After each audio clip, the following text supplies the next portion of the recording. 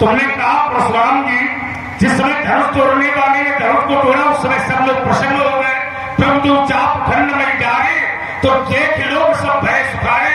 तो तुमने कहा लोगों में कौन है? तुमने मिथिलावासी है। तो मिथिलावासी कौन है? बोले नर नारी है। मिथिला का कोई व्यक्ति ऐसा नहीं है जो प्रसन्न दिखाई दे रहा। धर्म धर्म देख विकल्प नारी और सब मिलते ही वही पड़ गए। तो विकल्प माने क्या होता है? विकल्प माने प्रसन्न थोड़ी होता है, विकल्प माने होता है व्याकुल। तो मिथिला की प्रत्येक नारी व्याकुल है। परशुराम का आगमन हुआ तो कोई भी मिथिला का नर या नारी प्रसन्न नहीं दिखाई दे रहा। मन पछताप सीय महतारी विधि अवसवरी बात बिगारी रानी सहित सोच बस सीया अवधो विधि काह करनिया।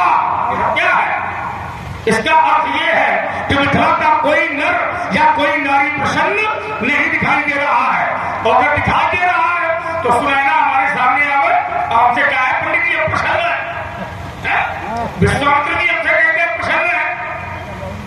अरे कोई ना कहे राम हमसे कहते हैं प्रसन्न है तो तुम्हारी बात माने, जनक कहते हैं प्रसन्न है तो तुम्हारी बात माने। प्रसन्न का अर्थ ये नहीं होता है कि कह दिया जाए, कह न दिया जाए।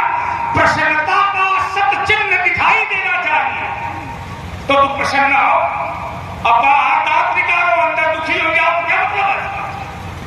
अंदर आत्मा से प्रसन्न दिखाई देना ये प्रसन्नता का सूचक है। पर बाहर प्रसन्न हो और घर में अपने दुखी हो तो इसका अर्थ ये है कि ना तुम बाहर सुखी हो और ना तुम अंदर सुखी हो। ये सुख का अनुभव नहीं है। सुख जो होता है वो अंदर से होना चाहिए। और जब तक हृदय भाव प्रसन्न नहीं होता है तब तक प्रसन्नता का सूचक नहीं होता है। दूसरी बात तुमने कहा परशुराम जी अच्छा ये भी ठीक है कि तुमने अपनी बुद्धि का प्रयोग किया। तुमने कहा कि शास्त्र मत एक वार्ता जो आपने रखी है हमारे पक्ष में जा रही है। तो हमने सोचा कि हो सकता है कि लक्ष्मण की कोई नई बात आ रही होगी। पवित्राणाय साधु नाम और बिना साध दुष्टता ये लक्ष्मण के पक्ष में जा रही है। नहीं, ये लक्ष्मण के पक्ष की नहीं है।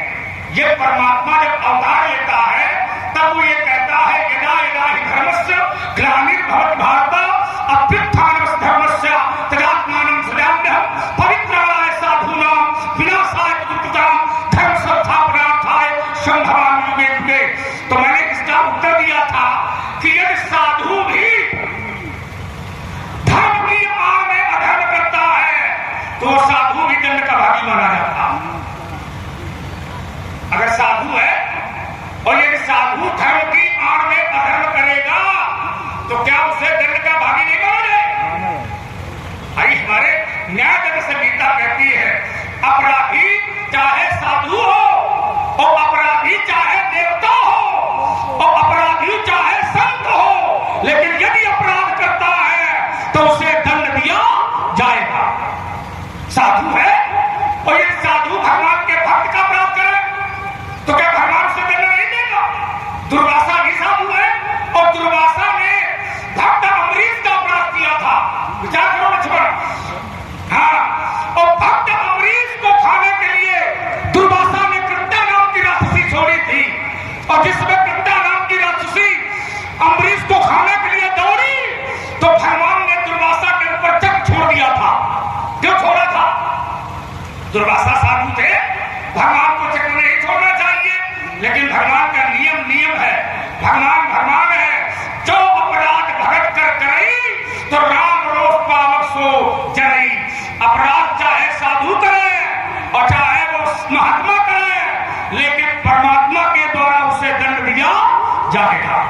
अपराध की धरती पर कोई खड़ा हो जाए, चाहे देवर्षि नारद खड़े हो जाए, यदि अपराध करेंगे तो फिर भगवान छोड़ने वाला नहीं है। यह विचार करिए, चिंता करिए।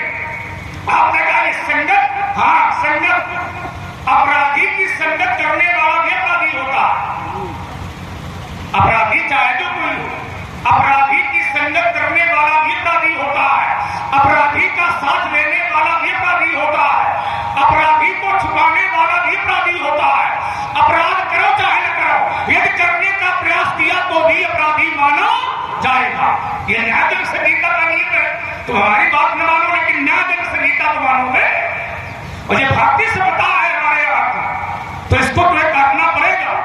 अब रही बात सती वृंदा की, तो तुमने कहा कि सती वृंदा वृंदा है, तो हमने पहले कह दिया था कि यदि धर्म की आड़ में अधर्म प्रलिप्त होगा तो राजकुमार परमात्मा को, धर्म को भी नष्ट करना पड़ेगा। और भगवान ने वही किया, सती वृंदा का व्रत नष्ट किया। भगवान ने छल वृंदा के साथ किया और जालंधर को मारा। तो जालंधर मारा तब जाएगा जब सती वृंदा का व्रत नष्ट किया जाएगा, और यदि सती वृंदा का व्रत नष्ट नहीं किया जाएगा तो फिर जालंधर मारा नहीं जाएगा।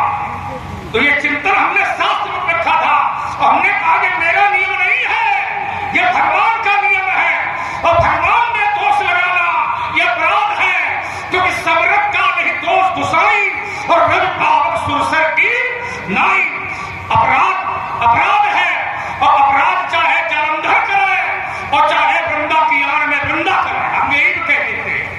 और आइए, तुमने कहा परशुराम जी बाल्यावस्था में जो किया गया कार्य है, तो आपने जब अपनी माता जी को मारा जब आप छोटे थे। हाँ ठीक कह रहे हो। देखो, परशुराम का चरित्र सुनने योग्य है, लेकिन जीवन में उतारने योग्य नहीं है। अगर कोई ये सोचा कि जो परशुराम ने किया है वो हम भी करें, तो एक बार करके देख ले, अपनी माता जी को निपटा के देख ले। अगर तुमको ये लगता हो लक्ष्मण कि परशुराम जो करेगा वो हम भी करेंगे, देखो परशुराम ने अपनी माता को अकेले नहीं मारा। परशुराम ने अपनी माता को मारा, 4 भाइयों के सर काटे, यहां तक सगे मूसिया का सर काटा, यहां तक मैंने गणेश का जो है दांत तोड़ा, फरानर का मुख मोड़ा, शंकर जी को मैंने फरसा मारा।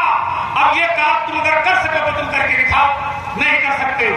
विचार करो, मैंने अपनी माता को मारा तो मेरे पिता का आदेश है, मेरे पिता का वरदान है। मैंने अपनी महतारी का सर काटा तो मैंने जिंदा कर लिया। मेरी मां मर गई, मैंने जिंदा कर लिया।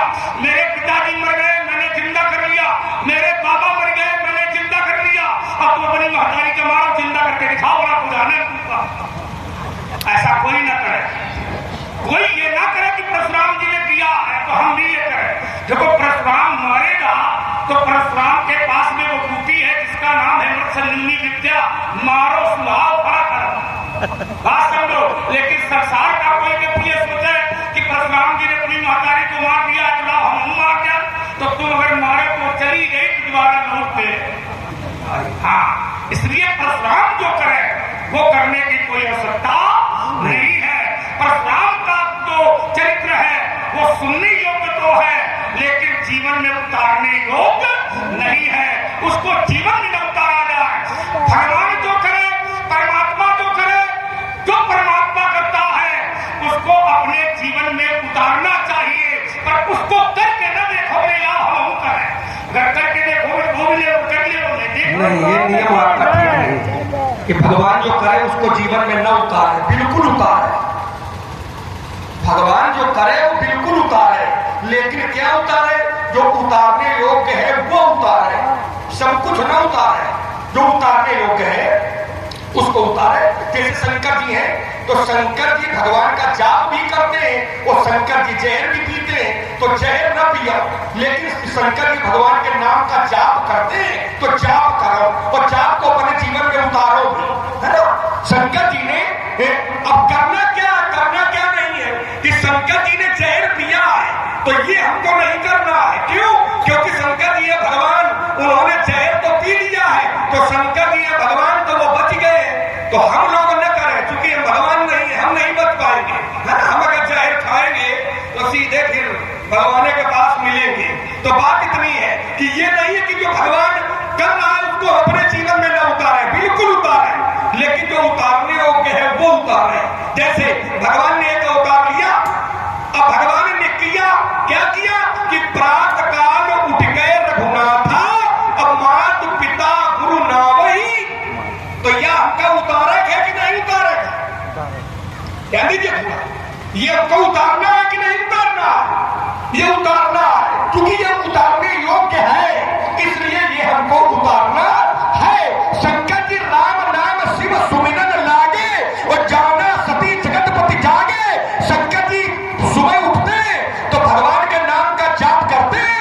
तो ये हमको उतारना है, ये हमको अपने जीवन में उतारना है कि जब भी हम चारपाई छोड़े तो पहले भगवान